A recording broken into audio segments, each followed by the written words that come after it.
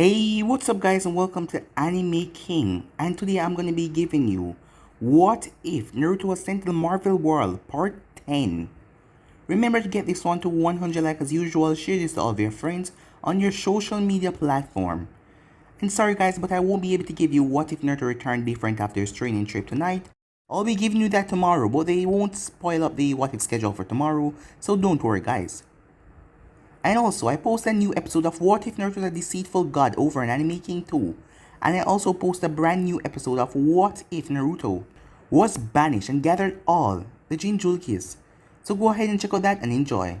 And remember, if you're new and this is the first time you hear my voice and you enjoy the videos on both Anime King and Anime King 2, go ahead and click that red subscribe button and become a part of the Anime King family. And thank you for all of your help and support guys. And yeah, without further ado, let's begin this new episode. Let's start the intro. I think the girls with their nails done now.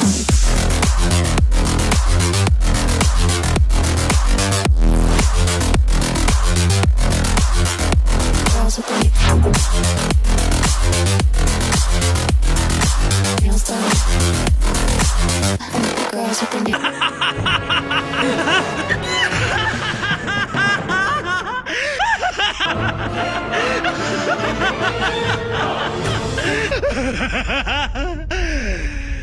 So, the last part we left off, Natasha came to Naruto as she was sad, very sad, as she apologized over and over again, as she told him that it was her mission to get close to him and spy on him.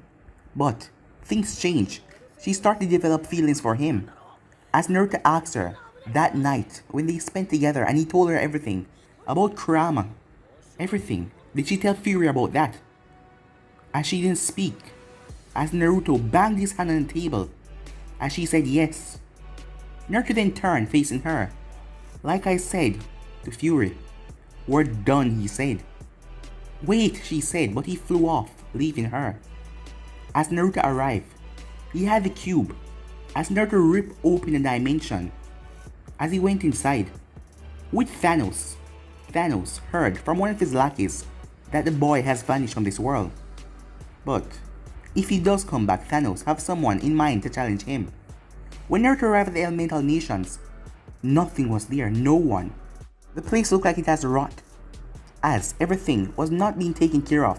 As Naruto went to the site after sending out his clones to where him and Kaguya and Sasuke were battling, as the clones found no sight of life form.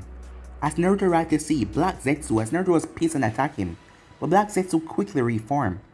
As Black Zetsu told him that Kaguya turned everyone into white Zetsus because she wanted to use them as an army to face off against the other Utsukis that were coming here. As Momoshiki and the other one fused, as they were able to take down Kaguya, but it was a long battle lasting for more than 50 years. In the end, Momoshiki was tired when he defeated Kaguya, so Black Zetsu killed him. And this is now the world, everyone is dead. As Naruto created a planetary Rasengan and slammed it into Black Zetsu, incinerating him as he no longer have a purpose. As Naruto scarfed all of the fallen ninjas' name on a monument stone, Naruto then went to a weapon shop as he got all of the weapons. He also found a scroll that Minato Namikaze's father used to use, the Hyrulic. As Kurama told him if he learned that technique, he could come back to the Elemental Nations and store the stones here, so no one could find them. We then had a time skip, as Naruto was back to the Marvel world as he was just floating through space. As a ship saw him, they picked him up in the tractor beam as Naruto was resting. As Naruto entered to see a beautiful girl, as the captain of this ship was the car, and that girl was his daughter. As the captain, they saw a race where they received premonitions, flashes of the future, and he saw Naruto laying with his daughter. As Naruto was surprised how casual the man could speak about this. As they got to talk, and the man didn't see Naruto as a threat, so he asked him for his help to defeat a bounty. This group was known for hunting down bounties, as there was a bounty who was a living weapon as he could explode, bringing down planets, killing millions. As Takar told Naruto that he will give him 25% of the shares, as his daughter was shocked because that was a lot of money. As Kurama told him to accept, this guy could tell him somewhere good to stay. As Naruto accepted. So yeah guys, that was basically the last part we left off. You guys can switch across the page and check it for yourself. So let's start this new episode. Being forced to watch all of the Star Wars movie from Clint. When Naruto heard Martin X said that the planet was 9 galaxies away, Naruto was excited as he thought they were going to go into warp speed, hyperspeed, something like that, and travel, as he couldn't wait for them to do it. Boxia, what's the time of arrival? Stakar said, as he sat down in his captain chair. Boxia, a strange looking creature, spoke in a rather low tone. It's approximately 7 hours, Captain. How many jumps? Stakar asked. 17, sir. Naruto looked over at Terra. Jumps? He asked, confused. Jump points are portals meant to help with interdimensional travel. In a simple way to explain it, the jump point creates a small hole between point A and point B to shorten the trip. It's the quickest way to get anywhere in the galaxy. Oh, Naruto said. So, you guys aren't going to use warp speed or anything like that? Terra looked up at Naruto. You mean like traveling at the speed of light? As he nodded. Don't be stupid, she said. As she turned back towards her screen as she addressed her father. Captain, the jump point is just over 275 clicks ahead of us. Stakar looked down at his helmsman. A rather small creature, the face resembling an insect from Earth. Let's get a move on, he said. My thoughts exactly, Captain. As the creature pushed the crawler forward as the ship blasted off with incredible speed.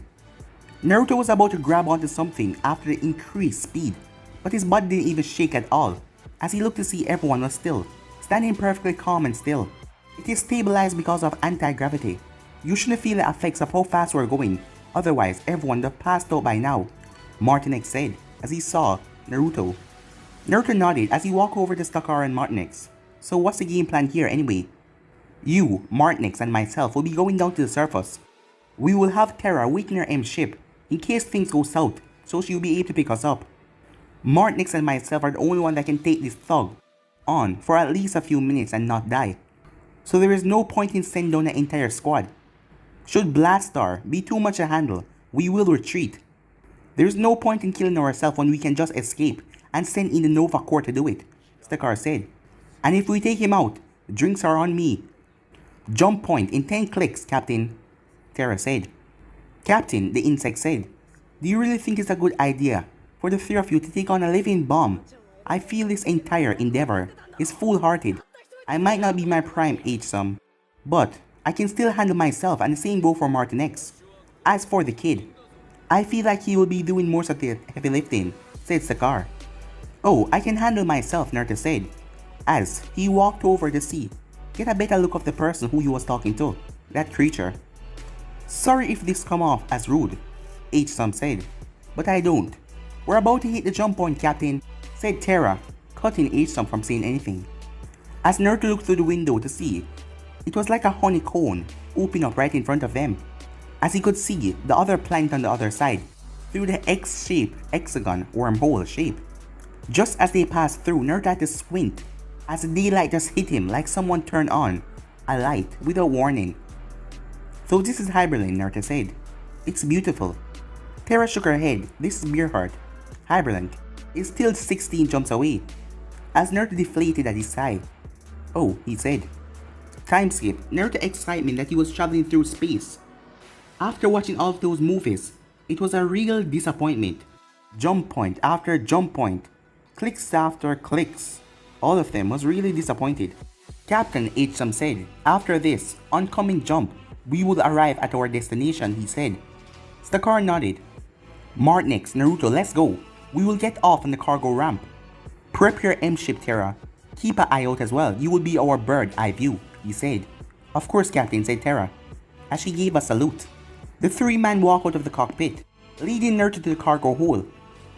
As the ship went through the jump point, as H-Sum spoke through the ship briefing system. Attention all crew members, we have arrived on Hyrulic and we will be landing in approximately 15 minutes. As Stakar prepped his two handguns with Martin X stood over to the side with his hands folded across his chest. So how are we going to find a single guy on this planet? Naruto asked. My contact sent me his coordinates. He's a few miles away. as Takar slammed his hand on a huge red button as the door started to come down, as Naruto whistled to the sight in front of him. The bright orange surface with the beautiful purple sky, as it looked so beautiful. And it wasn't that hot or wasn't that cold how you would have thought. It was just in between. So, lead the way, Captain, Martinex said, standing and waiting for his captain to give over the orders. Stakar walked forward with a flashing device in his hand. It was like a map with a tiny dot on it, blinking. We've got a 6-mile track ahead of us. That is where he was spotted. Then we will have to track him down. We shouldn't be too hard, probably, he said. The walk was rather quiet, the three of them not really talking, as they looked out for the living bomb. As the car led the charge, one gun in his hand and a cigarette in the next. As Martinex stood at his captain right, which made sense, him being his captain right-hand man. As Naruto trailed slightly behind the group, as he was taking in the sights more than anything. As the three of them made their way up a steep hill, as he found himself in a rather flat platoon. In the middle of it sat a single figure, as he was large. Well, that was easy, Naruto said, the trio finding their score. The figure seemed to hurt him, as his once lazy form straightened up in attention. As he slowly got up from his sitting position, standing up at his full stature. As they saw him, Blastar, the living bomb, burst. As Naruto could tell that he towered over all of them. Looking them all over, Blastar snorted out of his nose, as a stream of gust came out, washing over them. You must be very unlucky, or either very suicidal. Either way, all of you will die today, Blastar said, as his voice was deep and rough. Oh yeah, Naruto said. Bring it on, Mufasa. Stakar and Martinex looked at Naruto rather confused. Now I understand why Clint would get annoyed when I didn't get any of his Earth references, Naruto said. That would have killed on Earth. Have enough of this, Naruto charged towards Blastar, as he activated Sage Mode, along with Fox Chakra mixed inside of it, as his eyes took on a cross. As Naruto pulled back his face as Blastar brought his hand down, but he thought he slaughtered Naruto out of the air. But Naruto appeared in front of him and delivered a powerful blow to his jaw, sending the thing flying as it bounced off the ground a couple of times and crashed down hard. Martinex followed soon as his hand started to glow in two different colors, his right hand orange and his left hand in a blue color, as he extended his left hand out as a stream of ice shot out of it. As Takar jumped over and fired off his gun, firing off laser bolts.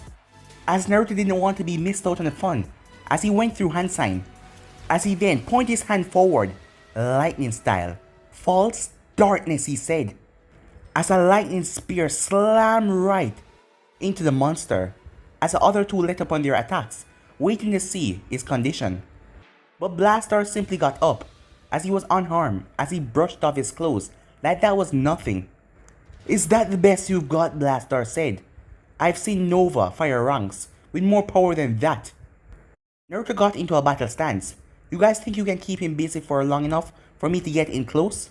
Stakar nodded as he finished reloading his pistols. Of course we can. As he activated jetpack strapped to his jacket, as he flew up in the sky and rained down attacks on the living bomb. Seeing that his captain was going high, Martinex decided to go low, as he blasted for the kneecap. Blastar jumped up in the air as he came down towards Martinex, as he brought down his hand to crush Martinex. But he was suddenly swallowed by a very thick wall of water, as he found himself hovering in the air in a spear of water, as Naruto was controlling it as he was smirking. Water style, instant water prison, Naruto said. Well, not so instant, since it took me a long time to gather enough particles from the air to use it, but still. I will give him a couple more seconds before he passed out from a lack of oxygen. As Naruto looked at Blastar to see him smirking inside of the water dome. Blastar's eyes then started to flash orange as the water started to bubble, as steam came from the top of the water, as it started to bubble so much, as the beast let out a mighty roar that shook the very ground. As he exploded, the explosion rocking the entire place, as the platform that they were standing in collapsed in on itself, falling several stories. As Takara was sent flying, as he saw Martinex, as he slammed right into a rock pillar, as dust and debris covered the place. as Blastar stepped out, swiping his hand, blowing away all the dust, as he looked at all the chaos and damage that he caused, as it made him laugh. 2 down, he said, it's the car. 1 to go. But before he could react, a stream of fire shot right in his chest that sent him flying back, as it was for Martinex, as Martinex wasn't done there, as he shot off a dose of ice that slapped the man straight up into the air. Even though his massive size, he was sent flying. As Martinex released a stream of ice and fire as he combined them and blasted them into the creature, sending him flying as he crashed through a couple of wall propellers. As the car went down, "Thanks for the save," he said. "Of course, Captain." "So, what now? We're a man down and I doubt he will just let us leave." "Yeah, I know," the captain said. "We could have planned this better." "Yeah, probably," said Martinex. As the beast released a mighty roar, blowing away all the dust and the smoke. "I have grown tired of this. It's time that I fit." As he stopped, as Naruto was right in front of him, as he appeared in a flash, as Naruto's leg was pulled back, with steam flowing off of it. Boil release. "Erupting strong foot," Naruto said, as he planted his feet right into the jaw of Blastar. As he sent the Juggernaut flying into a nearby cliffside. Not done with him, Naruto dashed forward as he opened his palm, as he struck him right in the stomach, sending the creature flying with more intense speed. As Naruto then pulled back his fist, as he went through one-handed hand sign. "Daytime Tiger," he said, as chakra was flowing from his hand as his shape, like a tiger, as he sent his fist flying. As the massive beast was sent flying, as every rock platform was destroyed, crumbled up into pieces. "Well," Naruto said, "that was way weaker than what Bushy Brown could do. But seeing that I don't have to enter the 6th gate, I would say that was pretty good," Naruto said to himself. "I'm surprised," Kurama said. "You haven't entered your Sage Path cloak and just killed this guy." "Hey, I'm trying to dust off the cobwebs here," Naruto said. "And there's a lot of things I'm trying to try out. Remember, we were training for so long, and I couldn't get to try them out on a real opponent." Naruto then jumped out of the way as Blastar came down with a boom, trying to trample him. As Naruto smirked as he clapped his hands together, Earth style sudden quicksand, as Blastar started to sink down into the ground. As he struggled, the quicker he started to sink, as it took only a couple of seconds as his head was the only thing above ground. As Naruto pulled his sleeve up, showing his arm, as there was a lot of seals on it, each of them in different shapes and sizes. Channeling chakra into a specific seal under his wrist, a poof of smoke swallowed him. The poof of smoke was quickly dispersed by a winged chakra, revealing Naruto holding a blade in his hand, more specifically, a handless chokito with black rectangular grip, as Naruto gripped it tightly as he started to channel lightning into a single-edged blade. "Why must you use that blasted sword?" said Kurama, with annoyance in his voice. His old teammate Shidori's sword now activated. "It's a momentum, Kurama. Simple as that," Naruto said, as he pointed the tip.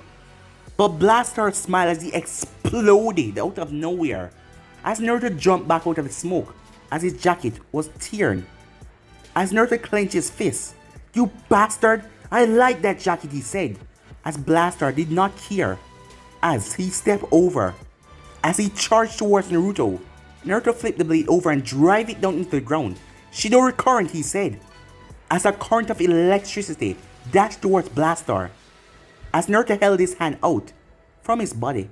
"Are you going to use that move?" Kurama asked, as he sounded excited. "Yeah, I've been wanting to try this out on something that isn't a tree or a clone for a while now." As chakra started to spin and dance on his forearm, similar to how the Rasengan form.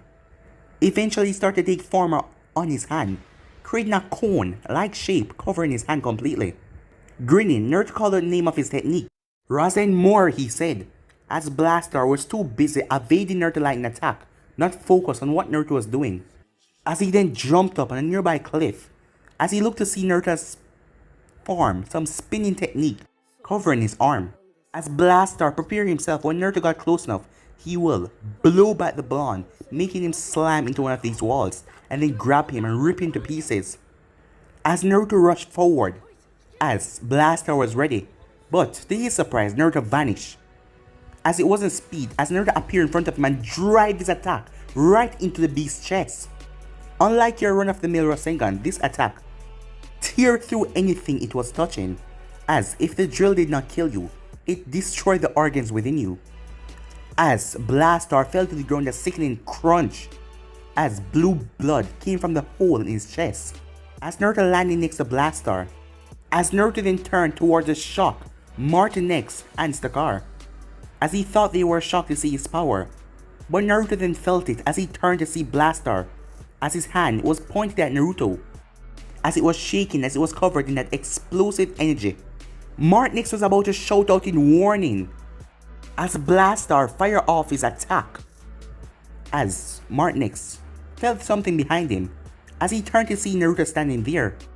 How the hell? There was no way he could have moved that fast. He had to teleport or something. I'm glad I prepped beforehand, otherwise that would have gotten a little bit messy, Naruto said. As he looked at the spiral shape seal on Martinex's shoulder. That bastard is tougher to kill than I thought, Naruto said. But I think it will take one more move, as Blastar was heavily damaged. Do they want him alive or dead, Naruto asked. Dead or alive, it doesn't matter. Just make sure to leave enough for a DNA test. Naruto nodded as he channeled chakra into his fist, as he used his magnet release, as he lifted Blastar up into the air, as Naruto jumped forward and slammed his fist hard into Blastar's face. Naruto created a clone as the clone went over and kicked Blastar in the side to see if he was dead or alive. As Blastar didn't even stir, he was out cold, as Naruto threw a seal over to the clone. Here, seal him up and put some paralysis seal on him. We don't want him to cause any problem when we arrive at Xandar. What are you doing to him? Asked the car, as they walk over towards the clone. The clone shrugged, sealing him away. It's pretty much a pocket dimension that will keep him in status until he's unsealed again. As Blastar disappeared in a poof of smoke as he was transported into the seal. So, what now? Said Naruto as he landed. Now we head for Xandar, said Stakar. Time skip. Wow. That was the only word Naruto could use to describe the city of Xandaria, capital city to the planet of Xandar. Unlike Earth, where cities live in a county, which is in a state, or a region, which is in the country, which live in a continent, Xandar wasn't divided, it was united under one single flag. As Terra told Naruto about the empress that rules here. Her name was Adora Volt. Usually the emperor or empress should be in their late 50s or 60s, but she moved through the ranks rather quickly as she was in her early 40s, as she was known as a prodigy, as you have to have at least 20 years in the Corps to be nominated for this position, and being selected by all of the people, the votes between the two finalists, and governors and military support, and leaders of small other nations and the Nova Corps backing. As the city of Xandaria was totally large, with towers, skyscrapers that would tower over New York, but they were more circular in shape. Impressive, is it? Terra said as she walked up next to Naruto. Although my favorite city is Creed, it's my personal favorite, and it's a little less cocky. Cocky? Said Naruto. Yeah, the Xandarian people are known through the galaxy of being a little bit self-righteous. Xandar is the wealthiest planet, with Xandarians being the wealthiest city in the solar system, and having the most prestigious military forces in several galaxies. As Naruto nodded, so, you guys mentioned a war, he said. 1,000-year war, she clarified. No one knew what the true beginning of the war was, but they believe that it was when a Creed battleship destroyed a Xandarian transport ship that was carrying civilians. After that, Xandar declared war and they have been fighting ever since. There have been partings here and there, but otherwise from that, it's a complete mess. So you got two worlds that has been fighting a war for so long that they don't even remember what they has been fighting for? Then why don't it just end? Naruto asked. Well, one of the reasons for the Xandarians' massive wealth is that they made a great profit off of this war. And then you have the Creed people, most of who are heavily militarized. A good handful of their leaders being fanatical, and they believe that Xandar need to be wiped from existence. Ronar, the accuser, being the most outspoken, saying that Xandar must be destroyed. Still, for a war to last 1,000 years, that is just unthinkable, Naruto said.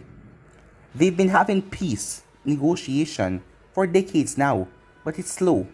Hopefully it will end in a few decades. Hopefully, she said. As Naruto looked at Terra, you don't seem to care, he said. As she shrugged, war is good business for the Ravagers. Xandar or Creed would send out a bounty, or someone would need something smuggled in and out of somewhere, or something would need to be stolen. Do I want the war to end though? I suppose, she said.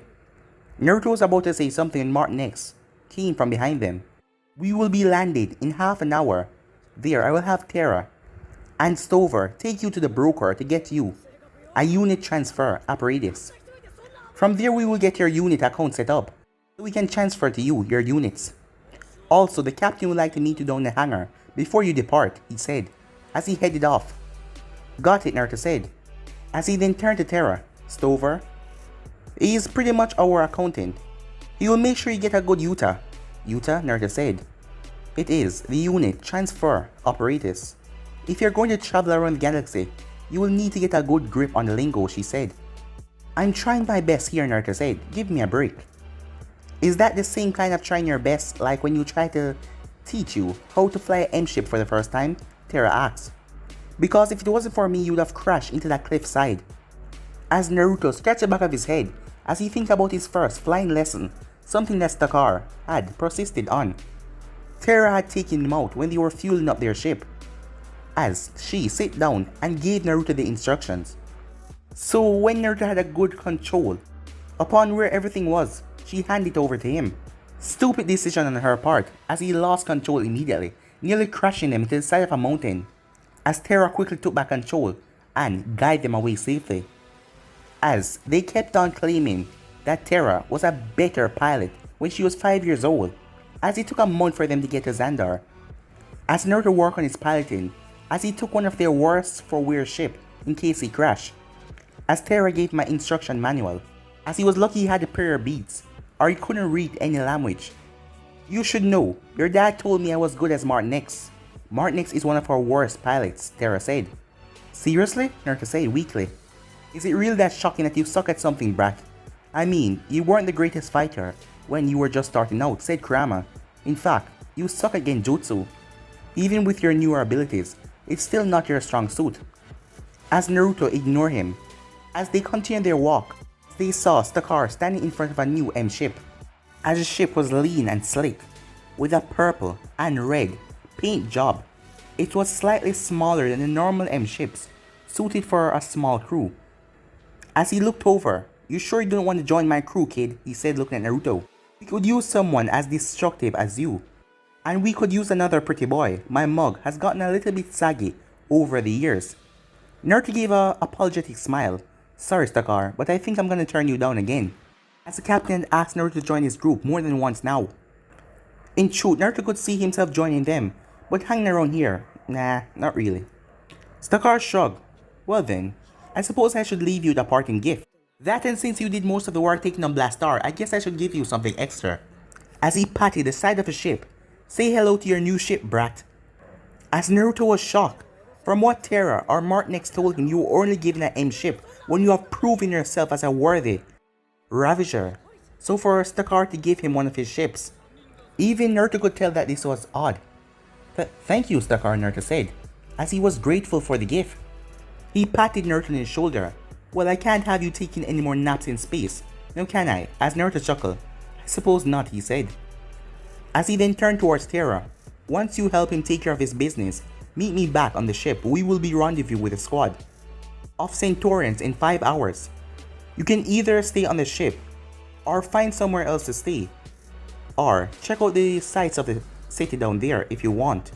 But know that we're meeting some kind of bureaucrat for our payment tomorrow. Naruto nodded. I'll probably just find a place of my own, get it over with, I suppose, he said, as he then walked off. Naruto then heard someone spoke. Nice ride, Flame Boy. I heard she's rather fast when she wants to be. Turning around, Naruto saw a man resembling a hairless rat walking over. Naruto had seen him around the ship. Flame Boy, Naruto said. I'm guessing that you're Stover. I'm guessing. Stover nodded, right on the first guess, And Flameboy, that is what the group has been calling you. Since we found you are on fire. Super original, Naruto said. As Stover just shrugged. Time skip, Naruto stood in a rather small building. As he looked around he saw expensive jewels and all sorts of painting and watch and chains, but they looked rather strange, but he could tell from the diamonds and the shape rubies they were expensive. Apparently this broker, jeweler being a front, as his real business is the black market. Broker would be contacted by someone who wanted something that was difficult to get, and then the broker will contact the Ravagers, and the Ravagers will get it for the broker. He will pay them, and then the broker will sell the objects to the employer. Standard stuff, but that was not the deal today, as Naruto was looking for a rather cheap Yuda, as it is a on the table thing, not black market thing. As the broker, who looked just like Stover, as he looked at him confused. You do realize how strange this is, right? When you call me, I presume that you wanted to do with some business, he said. As he said to a weird tone, not actual business. As Stover scoffed, you know damn well we don't deal with business with you. Not after what happened to Yondu. We're only here because you sell cheap Yutas, which Flameboy needs one right now to survive. Don't make us regret coming here, broker, said Terra. You're lucky our captain didn't call in an embargo after finding out the business you and Yondu were dealing with. He still see you as useful, seeing that a majority of our clan use you for business, but that can easily change, she said. As broker gave a quick bow. Of course, he said. My apologies. I'll get what you're looking for right away. Just a moment. As Naruto looked over embargo, he said, does Stakar really have that kind of power? Stover turned to Naruto. Stakar is the longest running captain in the history of Ravagers, with his original team being the most infamous amongst the galaxy. And since every member of the team now is a captain, with all of them and their names carrying a lot of weight, so you can imagine how much weight Stakar names carry. So what did this guy do to piss him off so much? Naruto asked. As Stover faced away from him, that's Ravager business, Flameboy. And from last I heard you're not a Ravager. Seriously? Naruto said. Naruto, Terra said. Just drop it, it's a personal issue. It seemed this Yondu and broker did something frowned upon. Probably with that Ravager code of theirs, Kurama said. Yeah, that's exactly what went down. I'm just curious what makes Stakar so pissed off. Broker then came back as he had a strange white object in his hand. Which is your non-dominant hand? He asked Naruto. Left, Naruto said. Your left arm then please, as Naruto extended his left arm. As he placed it under Naruto wrist. You're gonna feel a little bit of a pinch, he said. As Naruto shrugged it off, as Broker gave a small little chuckle as he applied the device. Mother of time skip. Thank you again for coming. Naruto nodded again, with a strange smile as he walked away from the stand after getting his Yuta, which hurt like a bitch when it was internally wired to his forearm. The Ravager duel set him up with a hotel before going on their way, telling him that they had his contact information by his Yuta that could make calls for some reason. Feeling kind, Stover lent Naruto a couple of units, as he did tell Naruto when he was going that he will take it back out of his share. Now on his own, Naruto decided to walk around and take in the sights. His first stop being a small little clothing shack, as Naruto bought a green jacket and put it on, as he then looked for something to eat. As he looked at the strange looking things they were selling, as he couldn't tell if it was vegetable or fruit, he couldn't tell which. He attempted several times to get assistance, but the place was so crowded, he couldn't even get a word in. A tap on his shoulder made him turn around, as there was a woman there, as her face was mostly covered by a cloth. It was like the Muslim woman's on earth. Yes, Naruto said. The woman looked up slightly as Naruto saw more of her features, as she has beautiful, creamy skin with a full, red lipstick, as it was curled into a smile. Amusement could see in her dark brown eyes, as Naruto could see a few strands of her black hair. You seem to be having trouble, she said, as Naruto chuckled. Is it that obvious? As she nodded, Xandaria is a place for all kind of people, even from the edge of the universe. And we have a lot of things here, so that other people from other universe could find them delicious. She then looked over at another stand. These fruits are from Hala. They're quite delicious, she said. As Naruto looked over, as these kind of looked normal. Hey, thanks but she was gone. What the hell, he said. As Naruto bought some of the less strange looking fruit, as he went down the alleyway, as he could hear a lot of people talking, a lot of store owners saying that they have the best product over here. Finishing off the purple piece of fruit, that was actually pretty good, Naruto said. I'd prefer an apple though, he thought. You're looking for that good Samaritan, otherwise you'll be walking around like an idiot, Kurama said. Yeah, I know. It was then he spotted something in front of him.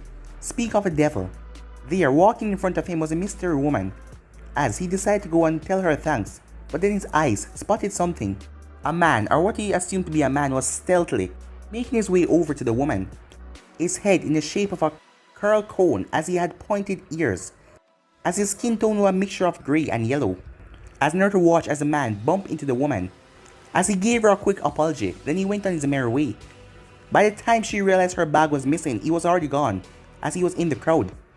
As Naruto made his way through the crowd and arrived next to the woman, did you see which way he went, he asked. As the woman, it took her a second to realize this was the man she met earlier, as she pointed over to an alleyway, as Naruto nodded. Excuse me, Naruto said as he parted his way through the people. Pardon me, excuse me. God damn it, move, Naruto shouted, as the people were so much here. As Naruto made his way through all of the people as he saw the man casually walking down the alley with his hands in his pocket. Just as Naruto was about to knock the guy out, the woman dashed past him with incredible speed. The man seeing that she was coming, he tried to run. As the man ran up the side of a building and jumped on a ladder as he climbed up as the woman ran up the side and jumped on the ladder as well. Not wanting to be left out, Naruto simply ran up the building. Chakra activated to his feet. As Naruto watched the both of them, as the man was running, as the woman was chasing after him, both of them jumping, leaping over buildings and flipping off some parkour. As the woman moved like a cheetah on a hunt, as she moved with grace and swift through the place, as the man was moving like a wild animal just jumping all over. Who the hell is this chick, Naruto said, as he followed them. You know you simply can end this, right, said Kurama. As Naruto smirked. Where is the fun in that? This isn't something you see every day, Kurama, Naruto said. That was until the thief pulled out something from his pocket as he turned to face her, the object being some kind of a knife. But, to the man and woman's surprise, Naruto arrived as he grabbed the man's wrist and held on to it tight, as the man winced in pain. Anyone ever tell you it's not nice to steal from a woman? Force her to chase you over a mini rooftop and then pull a knife, Naruto said. Where did you come from, the woman asked. And I had it handled, by the way. I'm sure you did, Naruto said. You were running around and jumped like a spider monkey. It's quite impressive, honestly. Spider monkey, the thief said. Naruto squeezed his wrist even harder. I don't think I was talking to you, he said. As Naruto looked back at the girl, what's your name anyway? Baga, the man said. As Naruto squeezed the man's fist even tighter. I wasn't talking to you. Gal, the girl said, as Naruto raised the eyebrow. Your name is Gal? As she nodded. Gal was tired of waiting as she reached forward and grabbed the bag, taken by the thief. Looking inside, she gave a quick nod, as she then started to walk away. Hey wait, Naruto said, but she still walked off. As Naruto looked back at the thief, usually I would give a speech saying that you should change your ways on that, but I have a woman to run after. Wait, that sounds a bit weird, he said. As Naruto chopped the man in the back of the neck, as the man collapsed unconscious. As Naruto saw Gal as she jumped off the building and held on to the pole going down. As Naruto jumped down and landed on the ground, as Gal landed as well. Are you following me? She asked. As Naruto shrugged. Not really, I'm just curious. Off? She asked. You, Naruto said. Gal stopped as she looked at Naruto as she eyed him up and down. And what exactly about me are you so interested in? How about the fact that you pulled off some impressive parkour for a bag of whatever? Or a moment ago the fact that you were a super sweet lady and you were a super aggressive ninja the next. Super sweet lady, she said. Is that what you think of me? Really? As she smiled. I suppose, Naruto said, I doubt anyone else would have helped me out like you did. You make it sound like I helped you with something important, Gal said, as she chuckled. Naruto chuckled. Hey, of course. Feeding my stomach is of course important. So why were you all over that bag? Gal looked at Naruto for a second. How about I tell you over drinks? Drinks, Naruto said, as she nodded. As she just started to walk off. I was planning on having a drink before my bag got taken, she said. So, are you going to join me? I could go for a drink, Naruto said. How are the bars on this planet? But guys to be in this episode right here. If you want to see the next part of this, you already know what to do. Like, subscribe, comment down below, and turn on bell notifications to stay posted. Remember to share to all of your friends on your social media platform. And go ahead and check out What If Naruto was banished and gathered all the Jinjoke. And I also posted What If Naruto was a deceitful god. So go ahead and check out those and enjoy. But for now, I'm out for you guys. See you guys tomorrow. Peace.